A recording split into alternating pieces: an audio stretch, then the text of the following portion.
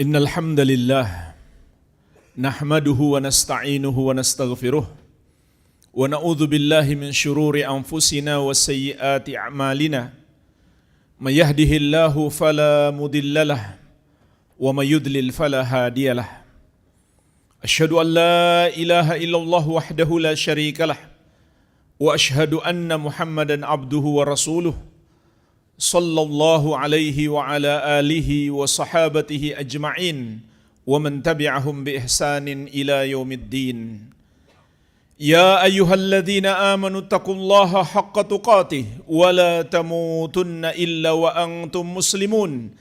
Ya ayyuhan nasu taqu rabbakumul ladzi khalaqakum min nafsin wahidah wa khalaqa minha zawjaha wa batha minhuma rijalan katsiran wa nisaa'a wattaqullaha alladzi tasaaluna bihi wal arham innallaha kana 'alaikum raqiba.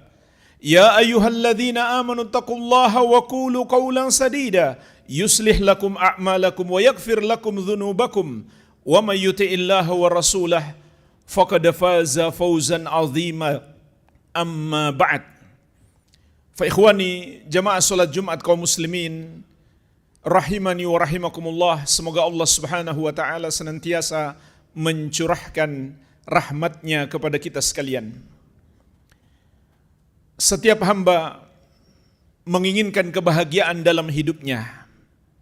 Akan tetapi seorang muslim yang lebih dia dambakan adalah kebahagiaan di akhirat. Bukan sekedar kebahagiaan di dunia ini saja. Karena kita semuanya tidak lama lagi akan pergi meninggalkan kehidupan dunia ini. Rasulullah sallallahu alaihi wasallam bersabda, "Ma ana fid dunya illa karakibin istadhalla tahta syajaratin thumma raha wa tarakaha." Tidaklah aku di kehidupan dunia ini kecuali hanya seperti musafir yang mampir sebentar di bawah sebuah pohon, beristirahat sejenak, tidak lama kembali melanjutkan perjalanan. Itulah perumpamaan kehidupan kita di dunia ini. Oleh karenanya, kebahagiaan yang paling utama yang harus kita kejar adalah di negeri akhirat. Maka Allah Subhanahu wa taala yang Maha Penyayang telah membimbing kita bagaimana meraih kebahagiaan. Dan para ulama menyimpulkan ada 3 kunci kebahagiaan. Yang pertama, bersyukur ketika mendapatkan nikmat Allah Subhanahu wa taala. Karena Allah telah berjanji, la in syakartum la azidannakum wa la in kafartum inna azabi lasyadid. Kalau kamu bersyukur, maka sungguh benar-benar akan kutambah nikmatku. Namun kalau kamu ingkar, maka sungguh azabku sangatlah pedih. Dan ketika nikmat yang Allah berikan kepada kita tidak kita syukuri, maka nikmat itu akan berubah menjadi malapetaka bagi kita. Para ulama dahulu mengatakan, kullu nikmatin la tuqarribu minallahi fahiya baliyah. Setiap nikmat yang tidak mendekatkan diri seseorang kepada Allah, maka itulah bencana sesungguhnya.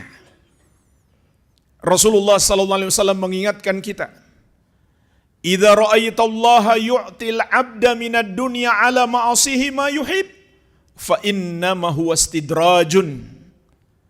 Kalau kamu lihat Allah berikan berbagai macam nikmat dunia yang disenangi oleh seorang hamba, padahal hamba tersebut bergelimang maksiat, tidak bersyukur atas nikmat yang Allah berikan itu, maka itu hanyalah istidraj. Azab yang datang dalam rupa kenikmatan. Apanya yang diazab? Hatinya. Allah jadikan dia semakin jauh dari Allah. Dan suatu hari Allah akan mengazab fisiknya. Maka dia pun berputus asa karena sudah tidak ada kesempatan untuk bertobat. Lalu bagaimana caranya kita bersyukur jemaah sekalian? Para ulama menjelaskan, untuk bisa merealisasikan kesyukuran, ada 3 rukun yang harus kita amalkan.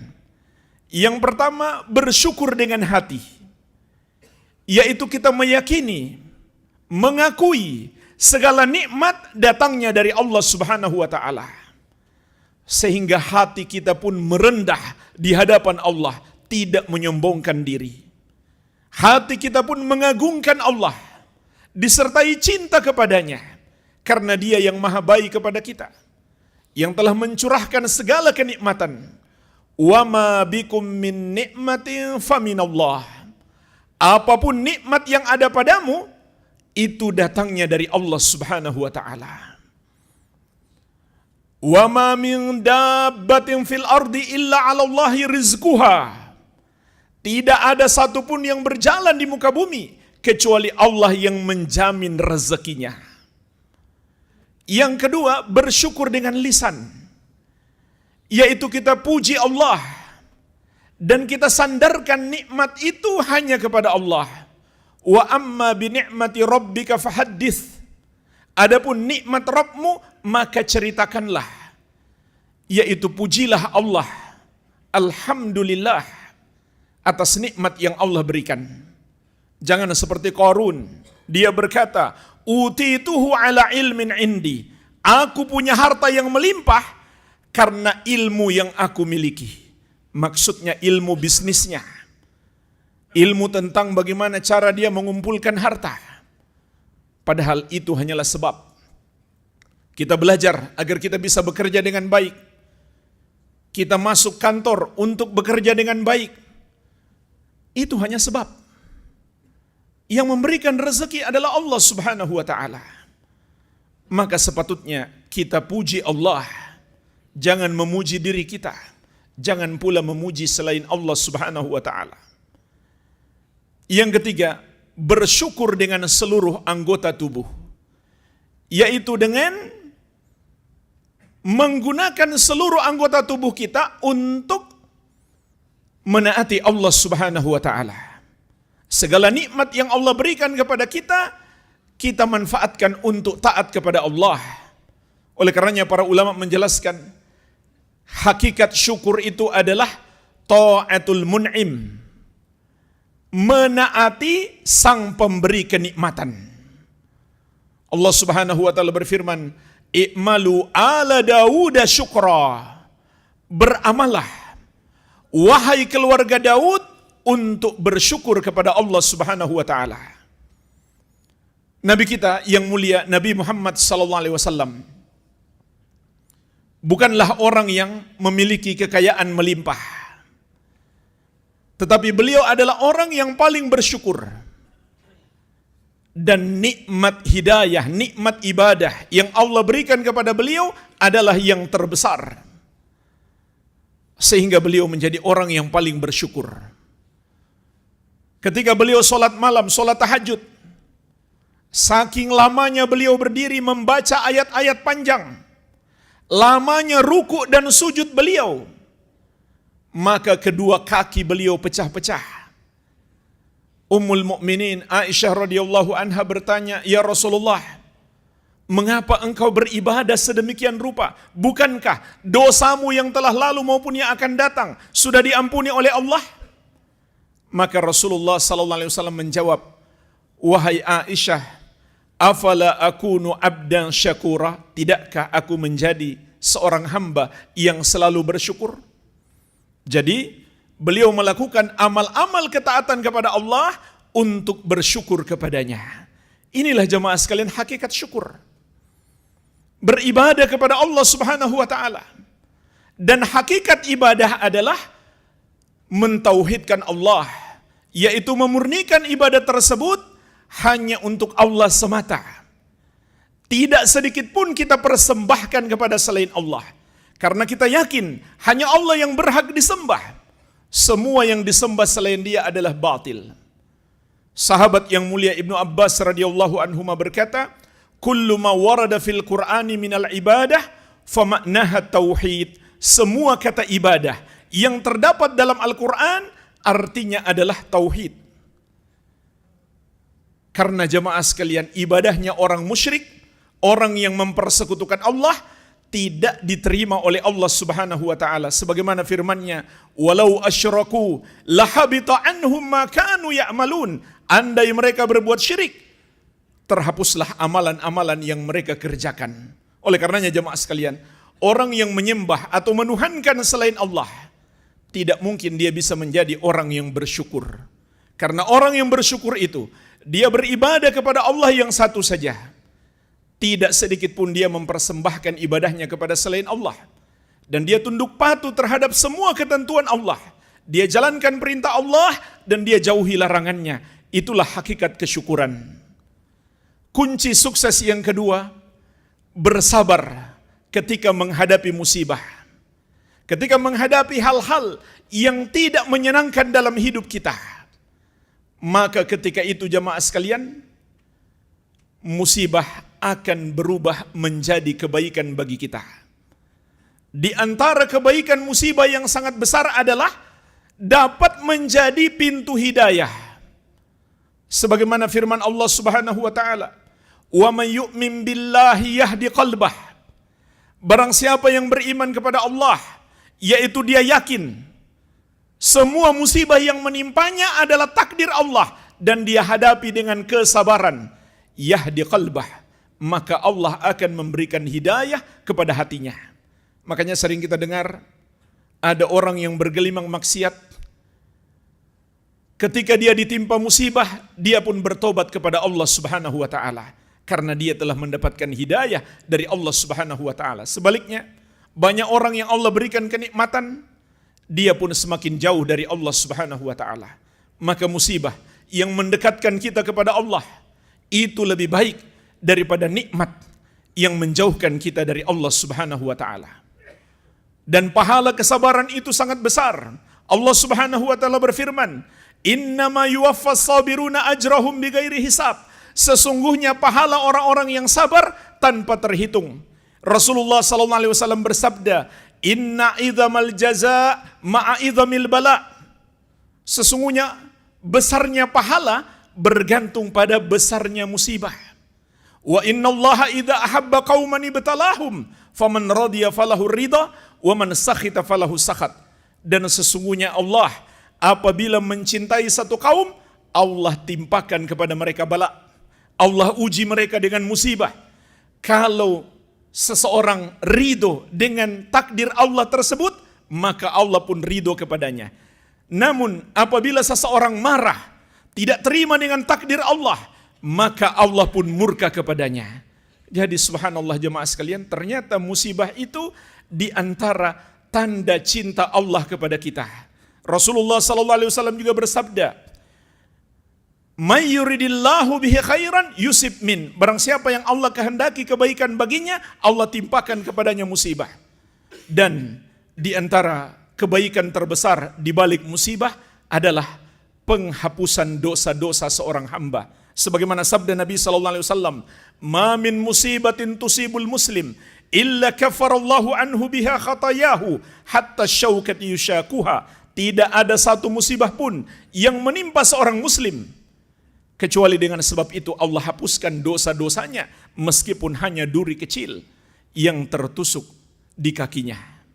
Bahkan jemaah sekalian, para ulama dahulu ketika ditimpa musibah, mereka bukan hanya sabar, mereka ridho, mereka terima dengan lapang dada, dan bahkan mereka senang, bersyukur ketika ditimpa musibah. Karena mereka mengetahui kebaikan-kebaikan yang melimpah di balik musibah tersebut. Sampai seorang wanita hitam di masa Nabi Muhammad SAW yang suka terkena penyakit yang cukup berat. Apabila penyakit itu kambuh, kesadarannya sampai hilang. Maka wanita itu pun datang kepada Nabi SAW minta didoakan supaya sembuh. Maka Nabi SAW mengatakan kepadanya, "Kalau kamu mau saya doakan, akan saya doakan. Tapi kalau kamu sabar, itu lebih baik." Ternyata jemaah sekalian, wanita itu memilih sabar. Dia enggak jadi minta didoakan oleh Rasulullah SAW kepada Allah Subhanahu Wa Taala agar Allah menyembuhkannya. Dia memilih biar saja sakit untuk mendapatkan pahala sabar. Namun wanita itu minta didoakan, "Ya Rasulullah, kalau saya sakit, saya khawatir aurat saya tersingkap. Doakan saja supaya aurat saya tidak tersingkap." Padahal jemaah sekalian, ketika dia tidak menguasai dirinya, bukan karena kesengajaannya dan auratnya tersingkap, dia tidak berdosa. Tapi kenapa dia minta didoakan supaya auratnya tidak tersingkap? Karena malu itu bagian dari keimanan. Sayangnya banyak wanita hari ini sudah kehilangan rasa malu. Dengan sengaja dia memperlihatkan auratnya di depan laki-laki yang bukan suaminya, bukan pula mahramnya. Semoga Allah menganugerahkan kepada kita kesyukuran dan kesabaran. Wabillahi taufik. Alhamdulillah. Wassalatu wassalamu ala Rasulillah wa ala alihi wa sahbihi wa man walah. Wala hawla wala quwwata illa billahi amma ba'd. Fa ikhwani jamaah salat Jumat kaum muslimin yang saya cintai dan saya muliakan, rahimani wa rahimakumullah. Kunci kebahagiaan yang ketiga adalah apabila kita terjerumus dosa, hendaklah kita segera bertobat dan memohon ampun kepada Allah Subhanahu wa taala dan kembali berusaha mendekatkan diri kepada Allah Subhanahu wa taala. Karena bukanlah hamba yang terbaik itu yang tidak pernah berbuat dosa sama sekali, kecuali para nabi dan rasul yang maksum. Selama kita masih manusia biasa, kita akan selalu terjerumus dosa. Tetapi orang yang berbahagia apabila dia terjerumus dosa, dia segera taubat. Dia tidak tenggelam dalam dosa tersebut, apalagi sampai menikmati dosa itu. Dan lebih berbahaya lagi kalau seseorang malah bangga, senang dengan perbuatan dosa yang pernah dia lakukan. Dan yang paling berbahaya adalah orang yang berbuat dosa terang-terangan dan mengajak orang lain ikut melakukan dosa itu. Karena berarti dia akan ikut menanggung dosa orang-orang yang mencontohnya, yang mengikutinya, tanpa mengurangi dosa mereka. Sebagaimana sabda Nabi SAW, "Man da'a ila dolalatin, kana alaihi minal ithmi, mithlu athami man tabi'ahu, la yankusu dhalika min athamihim syai'a." Barang siapa mengajak kepada kesesatan, mengajarkan atau mencontohkan satu keburukan, maka dia akan mendapatkan dosa para pengikutnya tanpa mengurangi dosa-dosa mereka sedikit pun. Oleh karenanya jemaah sekalian, berbuat dosa secara terang-terangan itu lebih besar dosanya. Maka jangan kita pernah merasa senang, merasa bangga dengan dosa kita. Kalau perlu kita tangisi, sebagaimana sabda Nabi SAW, "Wabki ala khati'atik", tangisilah kesalahanmu. Segeralah kita bertobat kepada Allah Subhanahu wa taala. Dan Allah mengabarkan kepada kita di antara sifat orang-orang yang bertakwa, "Walladzina idza fa'alu fahishatan aw dzalamu anfusahum dzakarullah fastaghfaru lidzunubihim wa may yaghfiru dzunuba illallah wa lam yusirru ala ma fa'alu wa hum ya'lamun." Dan orang-orang yang bertakwa itu apabila mereka melakukan perbuatan keji, perbuatan dosa, atau menzolimi diri mereka sendiri, yaitu berbuat maksiat, maka mereka segera ingat Allah, lalu mereka memohon ampun atas dosa-dosa mereka. Dan siapakah yang dapat mengampuni dosa selain Allah? Dan mereka tidak terus-menerus melakukan dosa itu dalam keadaan mereka mengetahui. Rasulullah SAW bersabda, "Kullu bani Adam khata' wa khairul khata'ina tawwabun." Setiap anak Adam selalu berbuat salah, dan sebaik-baiknya orang yang selalu berbuat salah itu adalah yang selalu bertobat. Lalu bagaimana caranya kita bertobat? Dengan memenuhi syarat-syarat tobat. Syarat yang pertama, kita niatkan dengan ikhlas. Niat yang ikhlas itu artinya kita bertobat dan semua amal ibadah kita yang kita inginkan hanyalah balasan dari Allah semata. Itulah namanya ikhlas. Balasan apa? Tidak lain balasan surga dan dijauhkan dari api neraka. Kalau kita mengharap balasan dari manusia, apakah balasan harta atau sekedar pujian manusia, maka itu berarti kita tidak ikhlas. Mengharap pujian manusia itulah riya yang merusak keikhlasan. Syarat yang kedua, menyesali dosa itu. Dan inilah intisari taubat. Sebagaimana sabda Nabi SAW, "An-nadmu taubatun." penyesalan itulah taubat. Syarat yang ketiga, meninggalkannya, tidak lagi melakukannya. Syarat yang keempat, bertekad tidak akan mengulanginya di masa yang akan datang. Kalau di hati seseorang masih tersimpan keinginan melakukan dosa yang sama di masa yang akan datang, maka taubatnya belum memenuhi syarat. Dan syarat yang kelima, masih ada waktu bertobat. Kapan habis waktunya? Apabila kematian sudah datang menjemput atau matahari sudah terbit dari arah barat. Dan apabila itu berupa kezaliman kepada orang lain, ditambah syarat yang keenam, kita harus minta maaf kepadanya atau mengembalikan haknya atau minta penghalalan darinya. Kalau tidak, jemaah sekalian, urusannya akan panjang sampai di hari kiamat. Termasuk harta korupsi tidak akan Allah ampuni kecuali kita kembalikan kepada pemiliknya. Kalau itu milik perusahaan, harus dikembalikan ke kas perusahaan. Kalau itu milik negara, harus dikembalikan kepada milik negara. Dan orang yang korupsi harta milik negara, itu sama saja dia menzolimi rakyat satu negara tersebut. Jadi bayangkan, ada ratusan juta orang yang mungkin akan menuntutnya kelak di hari kiamat. Kalau dia tidak selesaikan di dunia, maka akan ada pengadilan di hari kiamat kelak. Karena Allah Maha Adil, Allah tidak akan membiarkan kezaliman itu tanpa diadili. Bagaimana cara Allah mengadili kelak di hari kiamat? Amal-amal kebaikan yang dilakukan oleh orang yang zalim itu akan diberikan kepada orang-orang yang pernah dia zalimi. Kalau nggak cukup, maka dosa-dosa mereka yang ditimpakan kepadanya. Kemudian dia dilempar ke neraka. Itulah kata Nabi SAW, al-muflis min ummati, orang yang bangkrut dari kalangan umatku. Dan apabila dia non-muslim, kalau dia mau bertobat, ditambah syarat yang ketujuh. Dan syarat yang ketujuh ini diletakkan di nomor 1, yaitu masuk Islam. Karena ibadah non-muslim tidak diterima oleh Allah Subhanahu wa Ta'ala.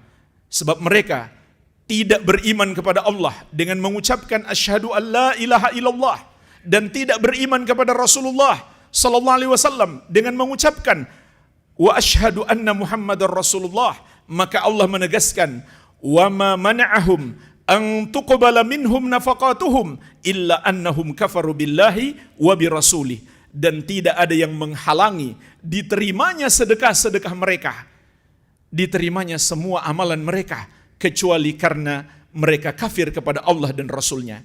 Jadi kekufuran itu menghalangi diterimanya amal ibadah seorang hamba.